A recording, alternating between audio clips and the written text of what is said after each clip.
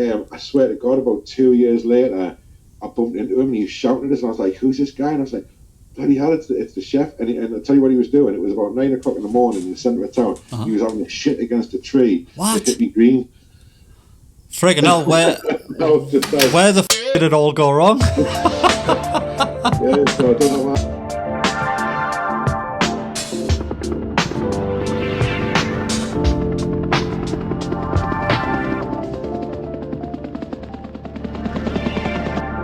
This is an interview for peep-Magazine. We're joined with the cultural freelancer, DJ and artist, Mr. Sandy Duff, or should I call him Mudfoot Blaps? I find them words so hard to say. Mudfoot Blaps. So, mate, thanks for coming on the channel, man. Yeah, thanks for having us. Yeah, it's great to be with you and talking about all things music and art. Oh, brilliant, mate. I was just trying to think as well. It's like all these years I've been listening to hip-hop and been in the, inverted commas, the scene. And we've actually never met. I haven't, no. Or do you recognise us? I recognise you. Ah, right. I know we've got friends in common and Lots. stuff. So, yeah, I just don't think we've ever actually spoke properly. Yeah, mate, we must have about 40 or 50 friends in common. We must have. Easy. We know all the usual suspects.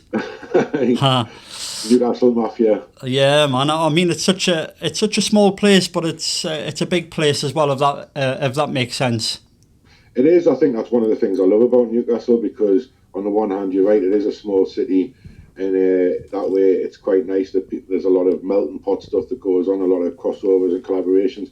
But it's also can be quite a niche city, and so there's room to be quite sort of like kind of almost isolated in your own kind of scene or culture and stuff like that, which is nice as well. It's nice to be able to have the opportunity to be that niche at the same time as also having an extended network or family. I think the size of the city really sort of provides that platform where it's big enough and spread out enough that there's different stuff in different areas, but it's also small enough that you can get everywhere 5 minutes in a taxi, can't you? Yeah, mate. It's not like down south where you literally have to jump a tube everywhere you go, and it kind of puts you off going out to some degree. It's crazy. I mean, I remember when I first started working down bits and bobs in London, and it like absolutely like blew my mind. I remember taking a phone call up in Finsbury Park and someone asking us to come down for a meeting down in Aylesbury or something like that it was. And I was like, all right, aye, London. And the guy was saying, oh, well, that's going to take you about an hour and a half to get there. Yeah. And I was like, what? I said, wait, you wouldn't ask us to pop down to Leeds for a meeting. Yeah, you know what I mean? Like, I couldn't believe that it's the norm in the big city, like, innit? It's like just off the subject there, we're talking about down south and being down south and how kind of different Londoners are to Geordie's kind of thing, because there's been like many occasions where I've been walking around down south with a friend and we'll get a bit lost, and then. But we know it's like walking distance, maybe 40 minutes or something. And we used to ask people, it's like, oh, how far from here to Crystal Palace? And it's like, oh, it's a journey. Oh, mate, it's a journey. It's a journey. You wouldn't want to walk there. And it's only like 40 minutes where the Geordies will walk like anywhere kind of thing. But, I mean, I'm not trying to create a social divide here. I'm just, we're kind of be going down that route now. It's the north-south divide. Yeah. The harrying of the north. But so, mate, let's get into it, because you started DJing as Mudfoot Blaps and playing breakbeat and rave back in '92. Could you maybe encapsulate this and maybe talk about where you were doing it in Newcastle and maybe who you were doing it with? Yeah, so, well, I mean, the Mudfoot Blaps persona didn't come along till quite much later in the journey, but around '92, I was predominantly into, like, a mishmash of all different stuff. Most of my mates that I'd grown up with were into heavy metal, so, like, I'd kind of cut my teeth going to, like, metal gigs and things like that, Anthrax, Iron Maiden, stuff like that. But at the same time, I'd always kind of been into, like, b-boy stuff, and I loved electro, and I'd got into a little bit of brickcore, and so around that time, around sort of '91, '92, the Resurrection started in Newcastle, and I started kind of being a little bit more aware of like rave culture and stuff, and started it, by the time I was 15, I was kind of going fairly regularly to the Mayfair. And I just loved it. I think I went to my first resurrection like in an Iron Maiden t-shirt. Just all the ravers were like, "Oh, that's amazing, that's cool, Iron Maiden." And I was thinking, God, if I'd gone to an Iron Maiden gig in an Acid House t-shirt, I'd probably been crap kicked out of it. You know what I mean? Yeah. So I was like, it was quite refreshing.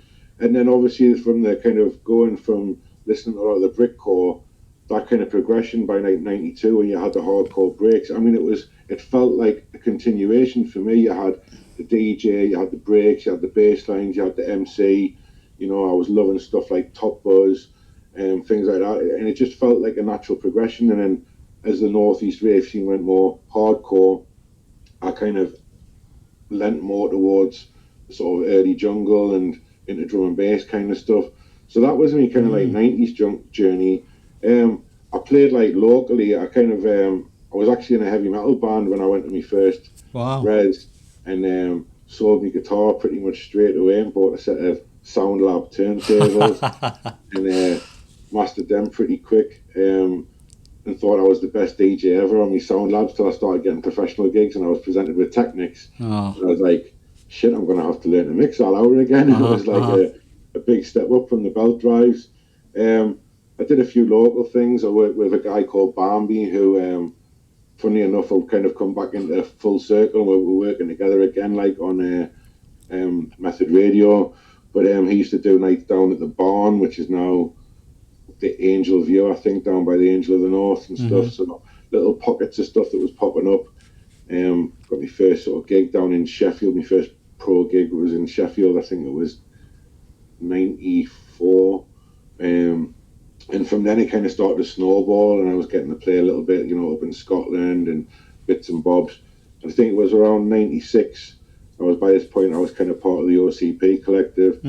We kind of all gravitated towards each other because a lot of the post-rave scene had gone very hardcore. So you had Judgment Days and stuff like that. You started the big reses up in Scotland, but it was a lot more like sort of banging techno kind of stuff, a lot more happy hardcore and all that kind of vibe. And we were all still very much about the MC, the bass line, the breakbeat, all that kind of stuff. So, so I joined OCP with Paddy Freeform, Mark and Nos Goodins, who were better known as Hidden Agenda. Sean, yeah. Sean DJ7, Nelly, and Frank Manseed. Big ups to Frank. Oh, big up to Frank.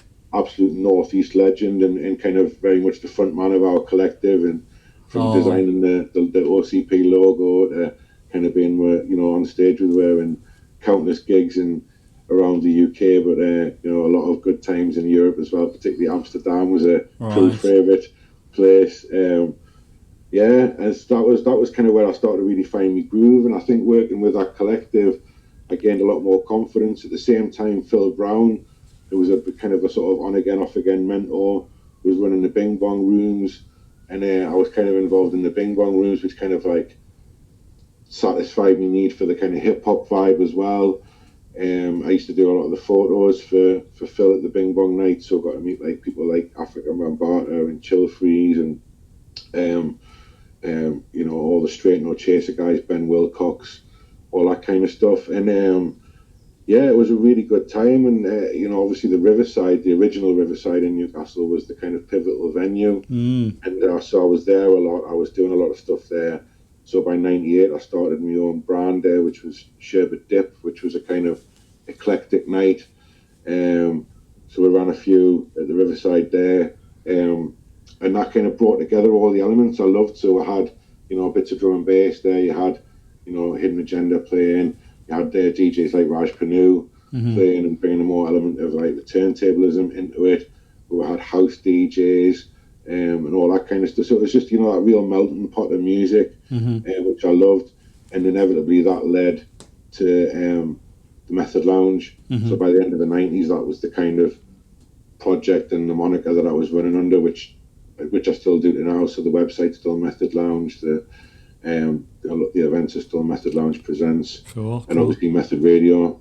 All right, Paul. Can I slow you down a bit, Paul? Because you're going through all my questions like really quick. I just want to rewind slightly, if you don't mind. of course, big up to Frank as well, Frank Mancini. I've actually interviewed Frank last year. Right. But he was quite reluctant to do an audio interview, but we've done an editorial, and that's in the latest issue of me online magazine. So we've done a quite an in-depth little interview with Frank, because I think he, like you say, he's like a cornerstone of the Northeast music scene, and he deserves a lot of respect, and he watches the channel as well. He watches all the stuff we do, so massive respect for Frank Mancini. Yeah, nothing but love for Frank and Fiona. Just amazing people. Yeah, man.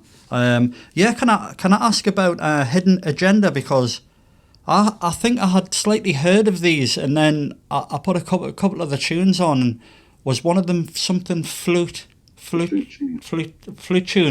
Yeah. Yeah, I quite like that one, and it was kind of like a bygone age that I had kind of forgot about, and then when you play it on, all the memories come back and all the sounds and all the rest of it, and I want to ask what was the relationship, and how did you get involved with Hidden Agenda, and are Hidden Agenda still going, and are they from Gateshead? Were they originally from Gateshead? Yeah, so right, well, yeah. So Hidden Agenda were two brothers, Mark and Nos Goodins, who were from Hartlepool, but had kind of moved up to Newcastle. Mark and Nos were just an amazing team. They were brothers, and there was just so much passion in the music that they created. Mm-hmm. They were very different kind of characters. Mark was just kind of like out there. Just had the most far out kind of conceptual ideas in terms of what he wanted to do with the music. And Nos very grounded, very technically knowledgeable, and so together they kind of created Mark would think of something that was impossible to do, and Nos would be the one that made it possible, Yeah, so cool. together they just made these incredible kind of genre breaking tracks. If you listen to the old and early sort of metalheads catalogue, them Hidden Agenda tracks really stand out in how they were doing stuff, the offbeats, the way that they were programming everything, and just and the reference points that they were taking samples and sounds from as well. They were just an amazing duo. One of the places we got to DJ together was Zurich, and Mark really fell in love with Zurich, and in the sort of later part of the 90s, he kind of ended up sort of settling down there. I was lucky enough to go and spend a bit of time with him off and on after that, playing a few parties over there. But yeah, sadly, Mark passed away a few years ago now. He developed cancer, and it was quite aggressive. But he fought it. He was always a fighter, Mark, and he got it. He beat cancer, and we were all absolutely elated. And only it just felt like a few months anyway after getting the all clear, it came back, and it came back with a vengeance. And sadly, he lost the battle. And it was really heartbreaking for us. Me and Mark had always stayed in contact, and me and Nos had kept, sort of less regular, but we had kept in touch. So obviously when that happened, it kind of brought us a lot closer together, and we kind of, through the memory of Mark, myself and a few of the others really kind of found that love, and remembered that time again, and it's kind of spurred things on again. There's more stuff happening, so there's a new Hidden Agenda release out at the moment, produced by Nos, called Golden Sky, which is on Horrific Recordings. It's brand new out, just came out last month, vinyl only release, 1978 on the B side. It's an absolutely amazing track. Already plans for a follow-up single on Horrific Recordings as well. So yeah, I mean, there's more coming from Hidden Agenda, but yeah, it's Nos now. Rest in peace, Mark. We miss you. Yeah, man.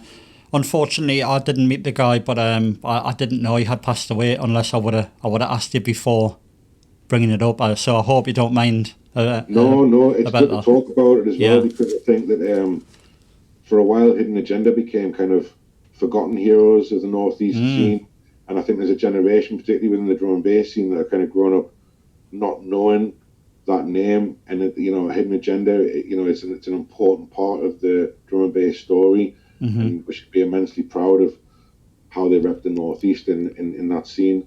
Oh yeah, brilliant. Maybe through you, maybe we can hook up with the guy and maybe chat about Hidden Agenda and get you on, and if you're up for it. Yeah, absolutely. I'll talk to Nos, and Brilliant, thanks. let's see what he's saying. Brilliant. Are they still signed with Metalheads? Or is that long gone? No, well, it's interesting. So the saga continues. So like the main labels that kind of Hidden Agenda were associated with was Metalheads, Creative Source, and Dispatch. There was a few other bits and bobs, but they still kind of like got good relationships with those people. Nos has a secondary project which is called Beyond Us, which is in partnership with Jimmy Hatfield, who's another great local producer.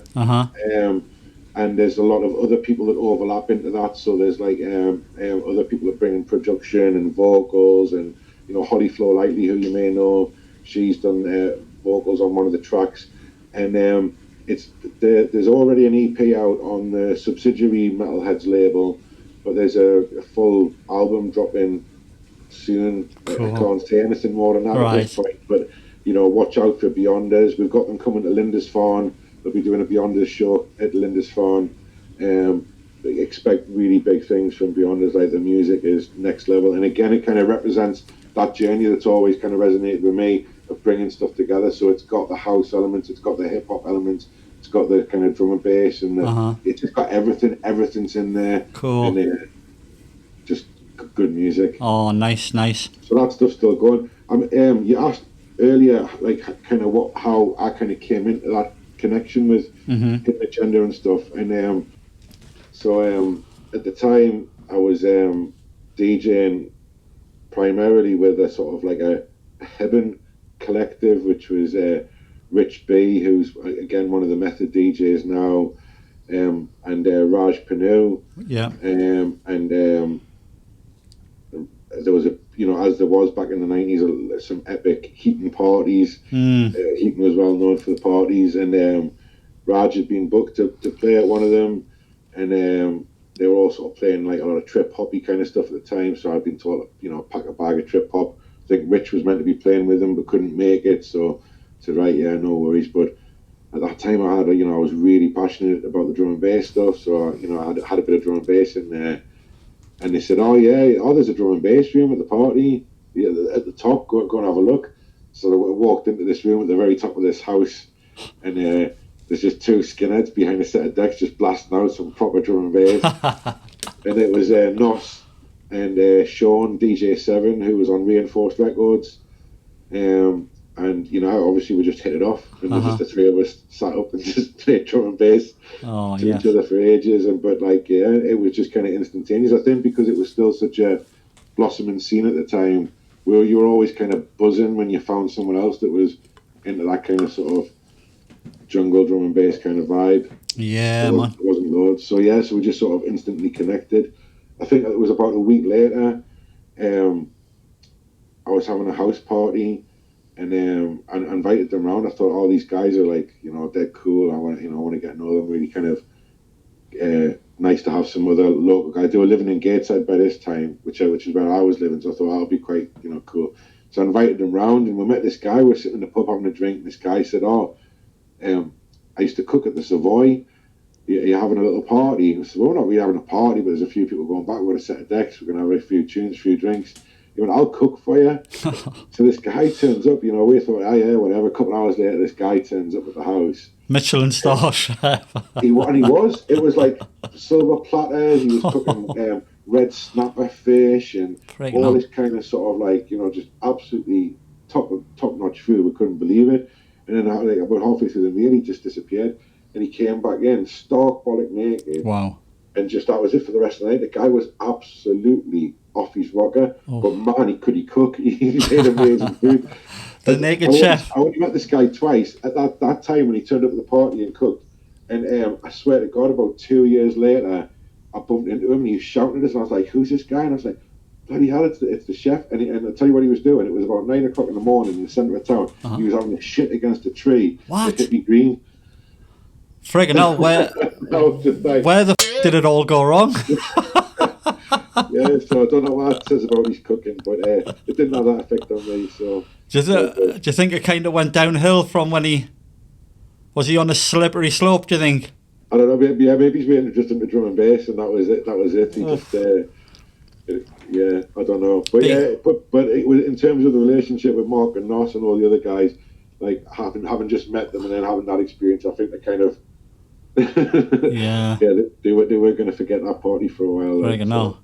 I don't think I'll forget that one, and I wasn't even there. But big up to the Naked Chef. So yeah, man. Yes, you joined the Kiss FM Peach events. I had never heard of this, but obviously I've heard of Kiss and like massive fan of like early Kiss.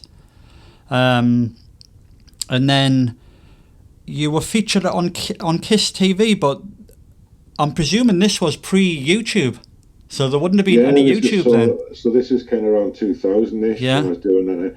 And at first it was like, and I'm not going to sort of diss anyone or anything, but I was like so hyped, like Kiss FM had been a brand that I'd kind of been aware of since the pirate days, and it had a lot of respect. And as someone that's always had an affinity and a love of radio, like the opportunity to kind of be part of Kiss family was like really exciting.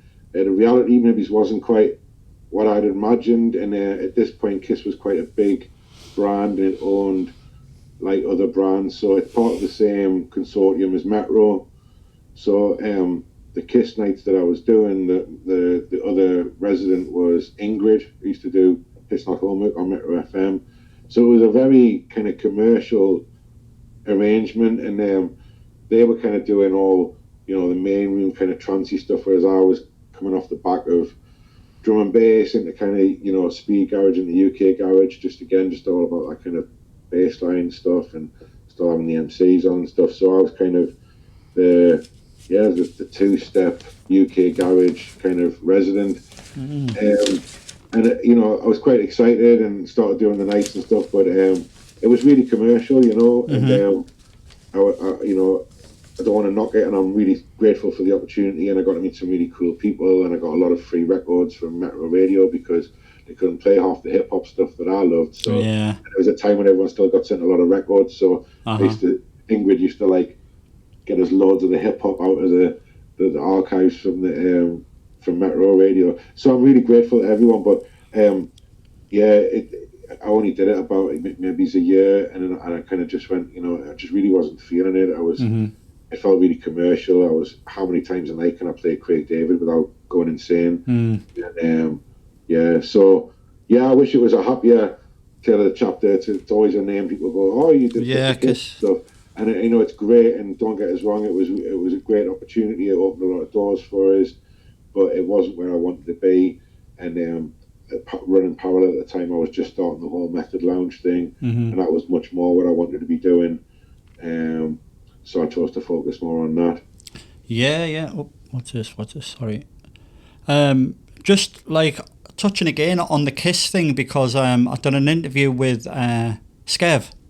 I don't know if you know Skev from. I know Skev. Yeah. I just thought I'd ask because he also he used to run Ace FM. Ice FM, yes. So, and we chatted in detail about Ice FM because I kind of hadn't heard of it, but I was quite shocked when I started doing my research. I think I may have heard of it through Tom from Whirlheads. I may have heard of it through him because I was reading his back catalogue of his website. Yeah. And then I thought Skev just maybe came in, but I didn't realise that Skev had like a massive part. It was like he was like Ace FM. Yeah, well, it was Paula Studios where it was running from, and it was great. I mean, I've probably still got tapes in drawers somewhere with the likes of Scott and Scooby doing sets, and everyone. It was great. I mean, and Skev obviously had Ice FM, but it was also running the Nice Nights, and they had a record label. In fact, I think somewhere in my record collection I've got the first vinyl release that they had for Nice. So I'm sure I got like a white label for that, and You know, so he's another person, albeit more with the kind of house scene. He's done an awful lot to put Newcastle on the map and definitely create a platform for Northeast performers and artists and DJs and producers. It's strange because he had a kind of deal with Ice FM. I think he went down. I forget the main guy, Mac something, the main guy with the dreads from Kiss. Oh, I can't remember. Mackie, I can't think of his name.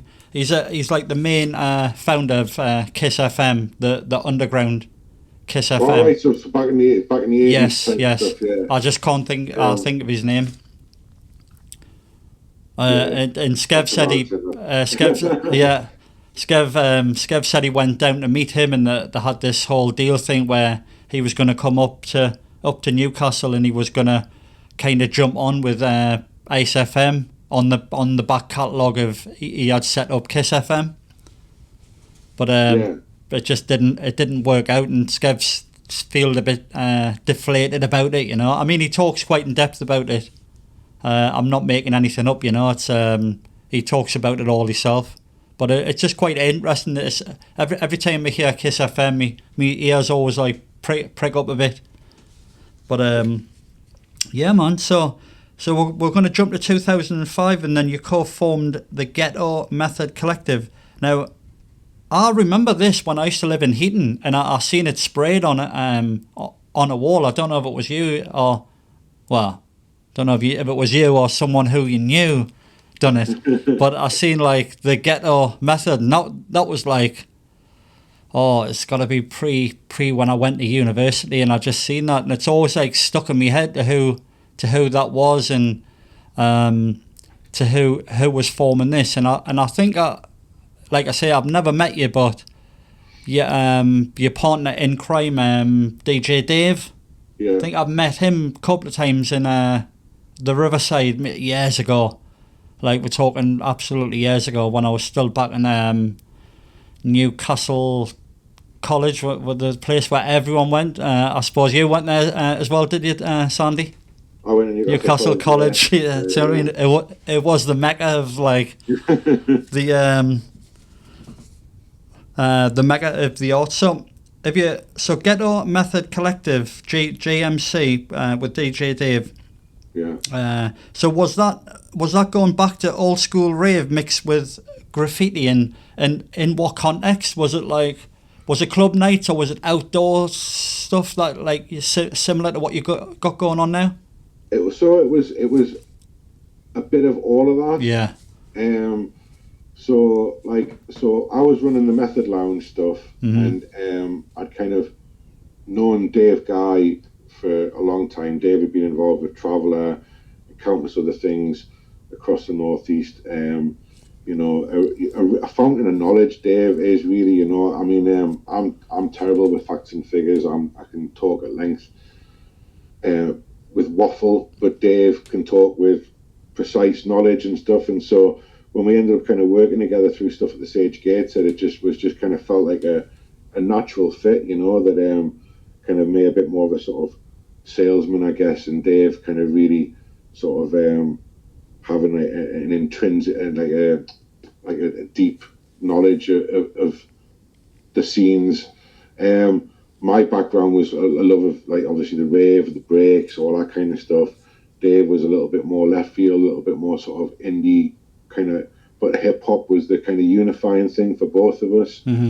So Dave had just kind of started a night called Ghetto Disco, but rather than kind of continue two separate endeavours, we just thought, let's just put these two things together. And so Ghetto Disco and Method Lounge became Ghetto Method. Got you. But we just thought it had a nice ring to it, you know, because what we wanted to do was kind of reinvent things. We wanted a method, we wanted a style for doing things that maybe wasn't being done. We wanted to kind of bring it all together. So, you know, we both loved art. Again, Dave's knowledge of contemporary and fine art is amazing, and he, you know, he educated me a hell of a lot. And I used to paint. I'd studied fine art. I did graphic design for a couple of years at Newcastle College, and then I'd done my foundation fine art, but it kind of dropped out before going to uni, like going to do the full degree, because by that point I was out DJing and doing stuff, and I thought, well, I found the whole educational art side of things quite subjective, so it really depended on who your tutors and lecturers were as to whether or not your artwork or ideas would be considered good or bad, you know. So, but Dave really had a kind of, you know, a much deeper understanding and reference points, and so it was just so exciting to work with him and DJ with him, and we started DJing together all the time, and it was great to kind of like bounce off him because he was just constantly bringing up really interesting stuff I hadn't heard before. He kind of turned us on to like ballet funk and all these different other kind of styles, and I just loved bouncing off that. And so we started doing more and more parties, and then because of the interest in the art, it kind of rolled into jams, so more and more people just sort of gravitated towards it. And we just thought, you know what, why is this all separate? How are the pillars become so separate again? Why are the DJs all over there? Why are all the rappers over there? Why are all the writers in the shadows? Why is this not like kind of getting back to it? So there was a guy called Dan Plus 8 who ran the Grenade Nights, which were just starting at the time, a drum and bass night. Obviously we had a connection to the drum and bass, and at this time, by this point, I'm playing a lot of dubstep. I was part of Ammunition, which was quite kind of a key collective in terms of the formation of dubstep, and so he brought me into DJ, but he said, oh look, I'm really into the graffiti side of stuff as well. I said, well, let's bring it all together and let's make the artists as like important as the DJs. Let's put it all on stage. So we had, you know, DJs, MCs, writers, all on stage together, all doing stuff during the duration of these club nights. And so that was what it was all about, you know. We just kind of wanted to do that. In the background, had a big interest in terms of education and the power of music and arts as a way of helping to engage and to teach. And so the GMC kind of snowballed and grew and grew and grew, and more artists. We've now got chapters in Berlin. There's Ghetto Method Berlin, who still running nights and events and stuff over there. We've got crew in Bristol, GMC, run by Loma, big up, rest in bitch face, all the crew. So big up the RBF crew, big up Pico, in Manchester, big up Doughboy, and then other individuals sort of dotted around the place. So we've got crew in Brazil, we've got crew in France. Wow. And they all just kind of resonated with this idea that, like, when the first kind of, we made a publication and we basically wrote a manifesto, really, that was just, you know, we didn't want to see creatives, you know, let's try and remember how the word was. We didn't want to see artists selling shoes. We didn't want to see DJs working in banks. You know, we didn't want people to have to feel like they had to supplement their income by having a proper job, but actually the creative skills and the things that they had to offer, that was a proper job, and that had far more value than what they could bring to the retail sector or anything like that, you know. And so we really kind of decided that we want to do that. Early on in the crew's formation, I had the opportunity to meet with Tony Wilson, who was always a bit of a hero of mine, and he kind of took us under his wing a little bit, and for a brief period before he's sad passing, I benefited from his mentorship, and we both had this shared vision, and I think this is why he took a shine to us, this idea that I didn't want the creatives from my city to move to other cities. I wanted the creatives in my city to be able to make a sustainable living doing what they do and staying in Newcastle, because we lose too many creatives to London. You know, as soon as like an artist or a musician or starts to get any kind of credibility, they get sucked down to London, and we lose out on these amazing people. So really, it's important for Newcastle, and if anyone from Newcastle City Council is watching this, you guys need to start investing in the future of the city, and the future of the city is culture. That's where it is. You can build as many business parks as you want. You can put as many business rate reliefs or anything as you want. You'll have businesses which will be transient, which will come in and take advantage of periods, and they'll go and relocate to Warrington or Liverpool or wherever else, right? If you want to build a sustainable city, you need to invest in culture, because the big companies, the big money, they want to be where the art is. They want to be where the cool club nights are. They want their clients to go, oh yeah, we'd love to come to Newcastle. You know, that's what they want. Also, tourism, that's the future. We've got no heavy industry here. We've lost all of, the shipbuilding, the coal mining, all this. Yeah. As things go forward, the future for Newcastle is entertainment, it's leisure, it's a beautiful, beautiful city. It's got loads to offer, and Newcastle City Council need to start rapidly investing in the culture of the city, not the businesses, because the businesses will come if the culture's right. Sorry, Yeah. No, mate, that's absolutely spot on, and I'm so pleased that someone's actually saying this and like kind of making a stand about it, because I feel exactly the same. It's just that I always don't always say it, but I do feel there's like a definite gap, like a disjointed gap between money and funding, and the city want to get involved with you. But as soon as you start reaching out, like maybe we can do this or maybe we can do that, kind of sometimes falls on deaf ears, and then unfortunately a lot of the funding or the money goes to just I don't know where it goes. It goes to little. I'm not. This is not a snub on any groups in Newcastle that have gained a lot of funding, but I still scratch my head about where all the funding goes, because once you've heard about it, and then maybe I'm going through an application now where I must be 3 months in, and I'm no further on than from the day I made the first call, and then I'm kind of foreseeing all the funding's going to be gone by the time anything comes round. Can you see the predicament? I'm sure you've seen all this before, Sandy. Oh yeah, I mean it's difficult. Funding is difficult. Again, I've got to say I've been incredibly fortunate over the period of time that I've been doing stuff to have been supported by people like Youth Music, to be supported by Arts Council England, who've really kind of helped a lot of the stuff that I want to do come to fruition. But it's difficult, and there's a lot of competition out there, and it's really frustrating. I think it's important to kind of always be balanced with stuff, and I think historically I would be happy to be fairly critical of some of the local councils in terms of the support they've got. I do feel it's important to say that feels like it's starting to change, and there's a lot of really genuine and quite cool, switched on people that are kind of getting into those roles in the council now. I've had chats with anyone who kind of look after the city centre, and there's some of the new people that are coming in and taking on these responsibilities. They genuinely seem to get it, and they genuinely seem to have a shared vision in terms of what we're talking about here. So fingers crossed, this is the start of a turning point for Newcastle. I think we need it. When you think about historically everything that Newcastle's brought to the table, it's a crying shame that we don't have the reputation that Liverpool or Manchester or some of these other creative northern cities have.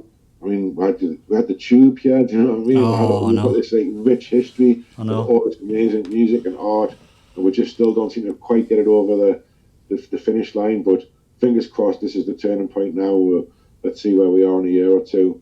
Yeah, man. I mean, my offers out there. I mean, my platform that I've been doing for like 5 or 6 years now. I'm quite happy to hook up with you and do something within music or the arts, and just we should get our heads together.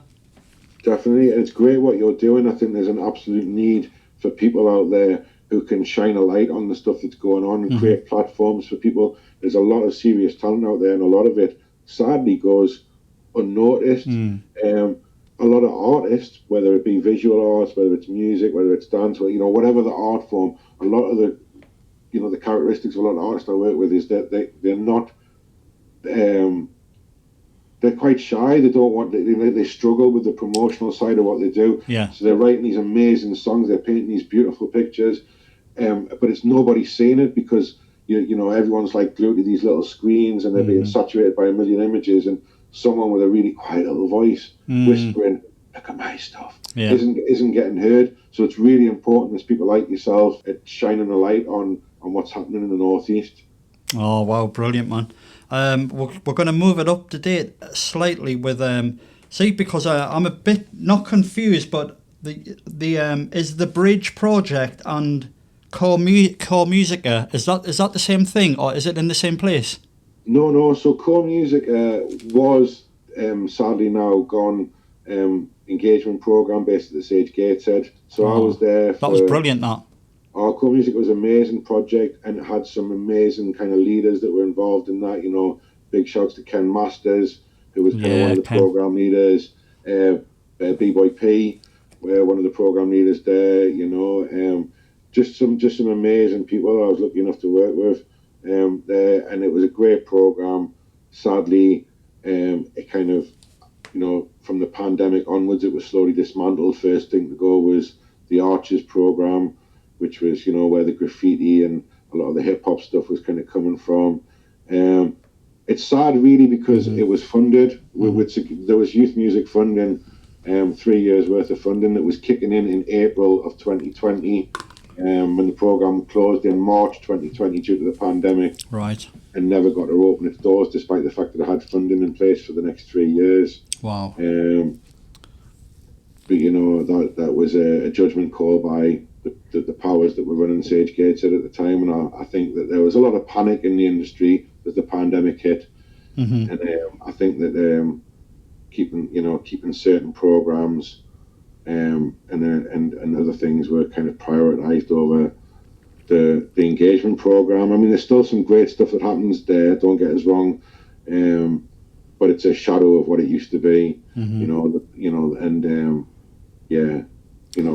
The bridge couldn't have happened without core music, but the bridge is its own entity. So the bridge was put together by a team of different people from across youth work, activism, music and arts kind of backgrounds, came together and said, look, we believe that whether you're into graffiti art, whether you're into rap music, whether you're into breakdancing or whatever, the hip hop is the culture, and it's this culture that's created our community.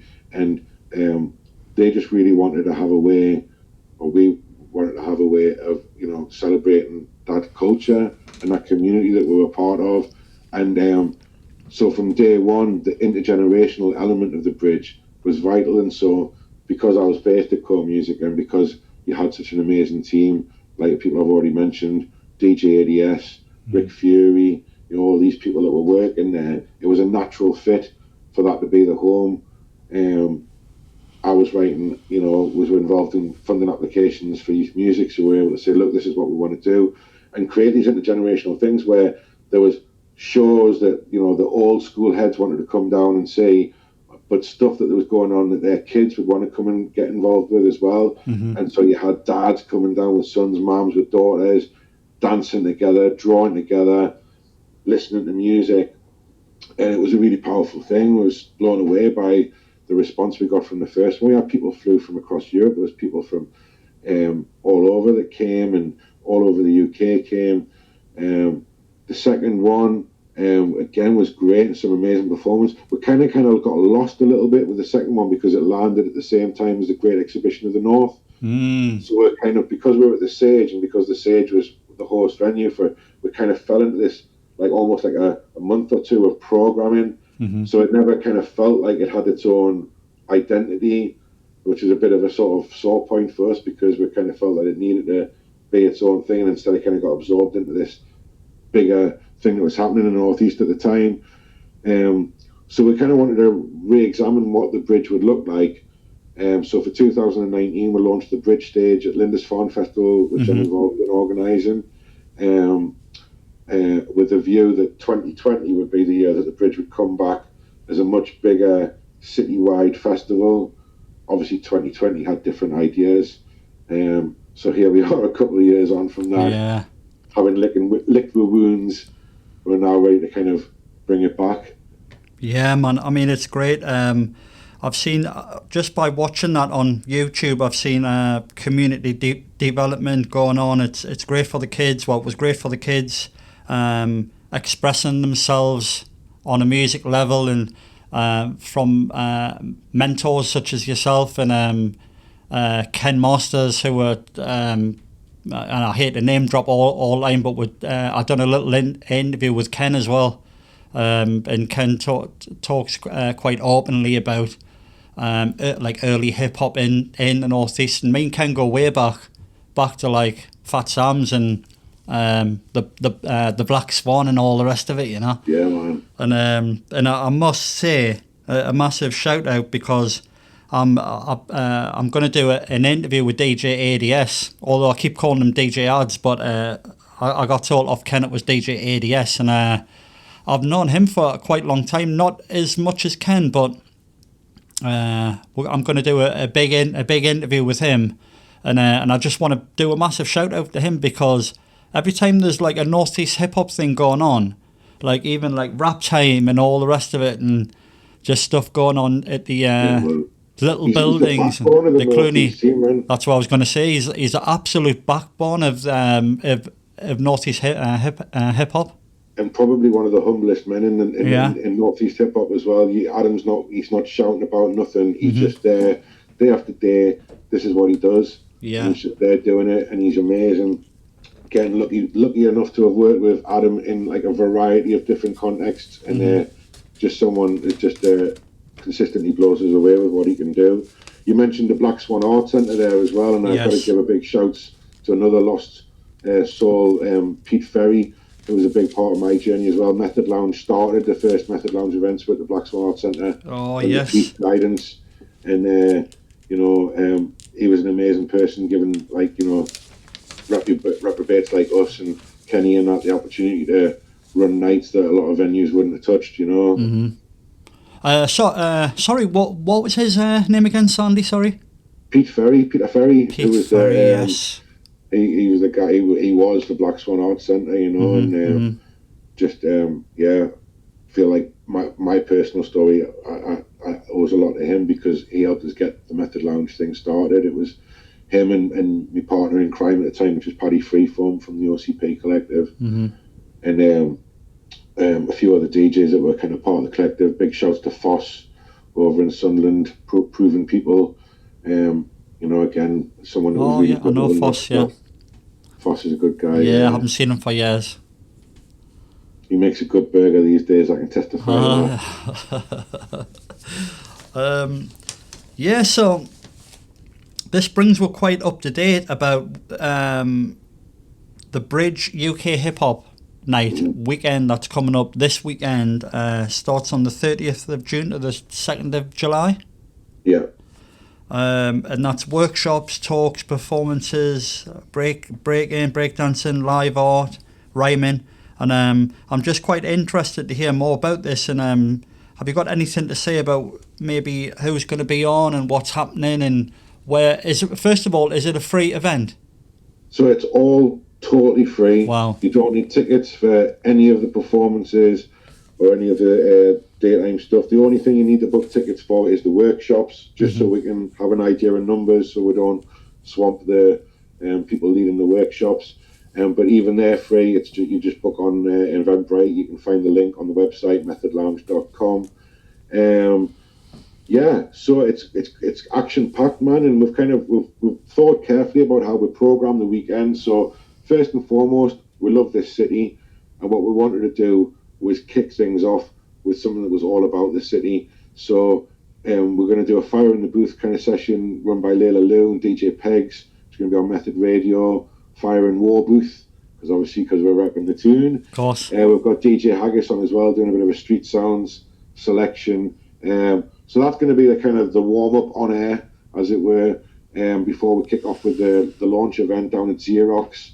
We're doing 2 floors in Xerox. We've got DJs downstairs to warm things up, and then we've got just like an incredible lineup upstairs, just like a who's who of the Northeast scene. So we've got Kilimanjaro, we've got Just Be, H-Man, we've got CC, we've got Kay Grayson, we've got Abby Nix, we've got all the Any Rising crew, we've got DJ ADS, and we've got one of my good friends, the legend that is Blade, who's going to be sort of headlining it, and it's a Northeast showcase, and so we're kind of toed and froed about it, but Blade is coming up. Obviously, those who know Blade know he's got the 521 channel, and he does a lot to try and create platforms for the culture, and so he's going to be filmed. So he's going to be down anyway, filming bits of the Northeast showcase for 521, and we were just having a late night phone call one night, and we're just like, man, if you're going to be up and you're going to be filming and you're going to be in the venue. Mm-hmm. And he was like, yeah, go on, man, yeah. So that was it, you know. So we had to sneak him on there. Like, the guy's just nice. so dope, and he's done so much, especially for the Northeast. I think I think from conversations we've had, Blade definitely feels an affinity to the Northeast, and I know that the Northeast feels an affinity towards Blade. So buzzing that that's happening. That's until 3 in the morning, and then from 11 o'clock the next day, we'll move from Xerox up to the Star and Shadow in the Warwick Street area. At the Colours Wall just beside Star and Shadow, we're going to be running an all-day graph jam Saturday and Sunday. That's organised by Danny Colours, so big shouts to Danny. Thank you for organising everything there. You've been amazing. And we've got an incredible lineup of artists that are going to be coming and hitting that spot. A who's who Northeast writers, alongside some some bigger national names that are coming down.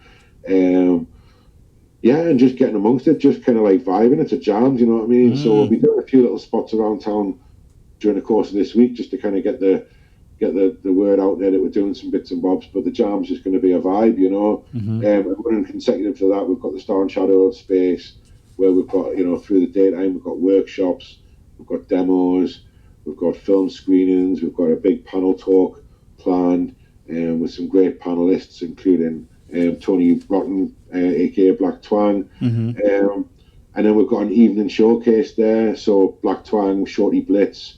We've got an amazing DJ, Bocker 45, one of my favourite DJs at the moment. He's like turntablist, works on 7-inch records, just amazing. Wow. We've got Shaq coming up, and Holly Flow Lightly performing, but also presenting and hosting the night. Again, Holly's just been a dynamo this year, and between the Beyonders project and a few other things that we've had bubbling, like, she's just been across it. She's prolific at the moment, and we're absolutely buzzing to have her hosting the Saturday night at the Star and Shadow. For those that are still kind of wanting to party after the gigs are all finished, we're having a little bit of an after drink down at the Tanners, a few of the Method DJs on, and then that'll roll through into the Sunday, where we're going to do something that's a bit more for the old school heads. So we're kind of saying Friday night for, you know, it's a club night, club opening, bit of a younger crowd. We're seeing the daytime as a bit more of a sort of family, intergenerational thing. Sunday is purely for the old school. We're taking over Meat Stack in Town, which is one of my favourite burger joints. They're doing a bridge burger, which I've had the privilege of trying out already. And it's fire, like, it's a real chicken, beef, bacon, everything's in there. They've even whacked a little bit of Biscoff in, which is a personal favourite of mine. All right. So if you like your sweet meat, get down to that. And sweet beats as well. We've got the Vinyl Vandals representing, so we're doing a full hip-hop takeover. We're going to have live music from Militants, and we've got Scranabis performing live. Oh, I love Scranabis. Yeah, so get yourselves down Sunday afternoon, little come down session, grab a burger, catch some live music, and yeah, that's how we're going to wrap things up. Oh, wow. And then beyond the weekend, we're still the bridge doesn't finish there. We've created new like networks for creatives. We're going to have extended engagement sessions working with organisations like Streetwise, who are do a lot of youth work in the city, and Inspired Support, who work with like neurodiverse clients and trying to provide support and engagement for them. So there's going to be a whole program of stuff that will happen beyond the festival as well. Hopefully more new art, and maybe a gig or two further down the line as well. Wow, it sounds like a a weekend absolutely not to miss. It sounds like jam-packed full of like loads of crazy stuff. Literally, yeah. How much sleep I'm going to get between now and next Monday, I don't know, like, but it'll be worth it, I'm sure. No, it's like no sleep till the bridge UK hip hop. But yeah, man, it's like I've been watching some of the previous ones as well, with Ken In and DJ ADS and Jelly Gels and the crew with P Martin. What's his crew called again? Oh, the Bad Taste crew. And I don't know if it was you chatting, but there was like you've done like an overdub of like people talking, and then there's an overdub of when people are dancing. I thought it was quite nicely done, where someone, it might have been yourself, but I was listening to an interesting conversation that explained that the metro trains in Newcastle connected Northeast graffiti. Would you agree with this? Because I think it's quite an interesting concept. Yeah, that is my quote. Yeah, that was Right, it was you. Great. So yeah, I just think, like one of the, anyone that's into graffiti culture knows the importance of trains. The underground trains. It's a big part of it. Starting in New York, but then you look at all the cities across Europe that have got, like Berlin, Paris, all the, the subway is like it draws writers in, and there's not many cities in the UK that have an underground train system. So you've got the Tube in London, you've got us. I think there's another one, isn't there? There's the one up in Scotland, Glasgow, is it? I can't remember anyway. But there's not many. So in terms of like places to go, if you like, graffiti writers tend to travel a lot, so they're quite sort of like, well, I mean, I don't want to generalise here, but you do have a sort of proportion of graffiti writers are quite almost nomadic and travel, across Europe and the different countries, and just on that constant quest to, get trains, get spots, and what have you. And so that puts us on that map, And I think that the subway itself is quite iconic in hip hop culture as well. And I having worked with a few people from New York, one of the things they've always talked about is how central the New York subway was to them, and how it became like the heartbeat from the constant sound of the trains running, the click and clacks, all that, the rhythms and everything that's built up around them. And I've worked with people in hip hop, I've worked with people in house music, I've worked with people in jazz from New York, and it's a common theme that I hear back, and I've always felt like it's one I relate to. I think these kind of like underground train systems they're like veins, aren't they? I was just going to say that, veins of the city, yes. And it just connects everything and pumps everyone through. We're like the blood. We are the blood of the city, and the metro trains pump us through the systems. You know what I mean? And it's there's something kind of poetic about that in there. Wow, there is, mate. There is.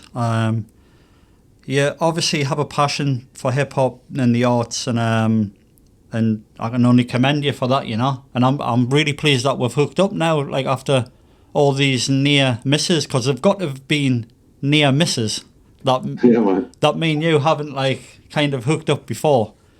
And so what is the future of GMC, the Ghetto Method Collective? What do you envisage as the future? Well, so I mean, GMC as a thing that I was involved with kind of finished a few years ago, really. So like Dave kind of moved away, and Dave was the Ghetto and I was the Method. So when about 3 or 4 years ago, when I started to kind of expand the radio stuff, Dave and I talked, and I'd said, is this something you'd want to come and get involved with? But he had other projects going. So that was the decision at that point was, I had a vision for what I wanted to do, and so at that point everything reverted back to the Method Lounge. So Method is the brand, so Method Radio, Method Arts, Method Lounge, and if you go to the website methodlounge.com, you'll see all those different elements. So you've got the Method Events, Method Music, which is the label that's coming, and all that stuff. So it's all kind of gone back to the Method, and the Method is the word for me which resonates the most anyway, because that's what it's all about. It's that kind of it's the style, it's the way to do things, it's the method, We'll keep in touch, pal, and I wish you all the best, and I'll probably see you Friday. Nice one, man. Oh, well, cheers for reaching out. Like, it was it's always nice to talk about what's going on, and hopefully shine a bit more of a light on what's happening in the northeast, like. Oh, definitely. Oh, and before we go, I must shout do a big shout out to Ben, because Ben actually hooked up this interview. So yeah, Ben, if you're listening, which I'm sure he will be, he's been a mate of mine for absolutely years, and I'm sure you've known Ben for a long time as well. Oh, Ben's like one of the regulars down at the Tiffs reunions and stuff like that. Like, known Ben for a long time. He's got some moves, that boy. Oh, definitely, mate. But cheers, Sandy. Thanks a lot, mate. And I will definitely be in touch. And let's talk to the future, man. It's going to be great. Nice one, man. Much appreciated. See you, Sandy. Cheers, pal. Take care, bro. Bye. See you, mate.